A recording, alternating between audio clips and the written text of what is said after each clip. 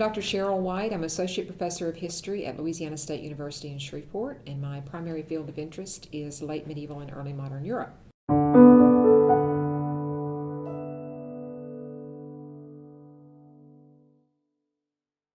So in 1095, Pope Urban II ordered a crusade against the Seljuk Turks of the Holy Land because Christian pilgrims in Europe were losing the right to pilgrimage to the holy sites of the Holy City. By 1099, the First Crusade was complete. Christian soldiers occupied the Holy City of Jerusalem, and almost immediately there was this need for Europeans to be able to make their way to Jerusalem, to pay their respects, to venerate the tomb of Christ, for instance.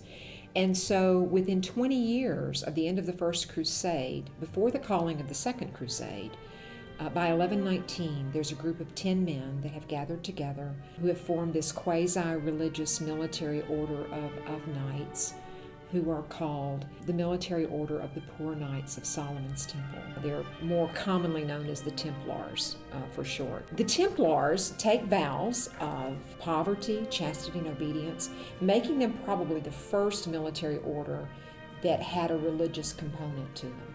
But their duty was to escort pilgrims from Europe to the Holy Land, to provide safe passage for them to get to see these holy sites.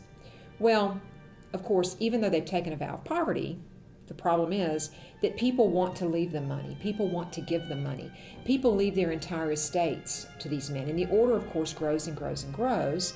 The Templars have had this interesting history that's associated not just with the Crusades, but with lots of objects and artifacts from history that we wish we knew more about. So that kind of adds to their mystique a little bit.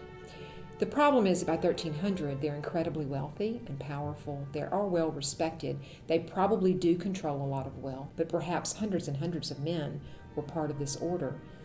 The King of France, who was Philip IV, Philip the Fair, as we call him, wanted and needed to get control of that wealth and power that the Templars had, probably feeling as if they had become too powerful.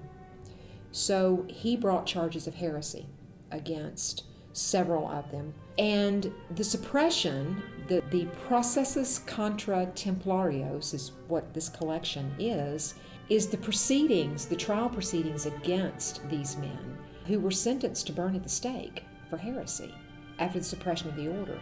The other fascinating document in this collection is the so-called Chinon parchment by Pope Clement V, which essentially in 1308 absolves all of these Templars of heresy, even though they'd been convicted by a trial held by the King of France. It absolves them, but in spite of their absolution, many of them still burned in 1314 because they would not renounce and admit their guilt.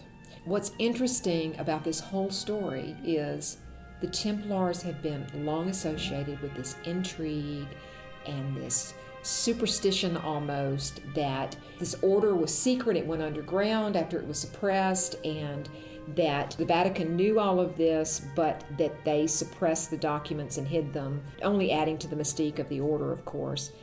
And yet in 2001, a medieval scholar by the name of Barbara Frail is researching something else, something completely unrelated to the Templars. And she comes across in a file the Processus contra Templarios, the proceedings against the Templars. And all of a sudden we know that the church didn't suppress the information. They weren't hiding it from the public. It was simply misfiled. So in 2007, the Vatican Secret Archives released 799 of these limited edition parchments and papers, of which Norton, of course, has one, which is thrilling. And as a historian who has had the incredible privilege of researching inside the secret archives of the Vatican, I cannot imagine the thrill she must have felt to have stumbled across something so completely significant in the history, not just of the Crusades, but of the Western Church, and actually right down to today. I mean, there's still this mystique about the Templars. And we associate that mystique with the fact that we think the Church hid this information. And now, of course, we know that it was hidden, but not deliberately. It was simply misfiled.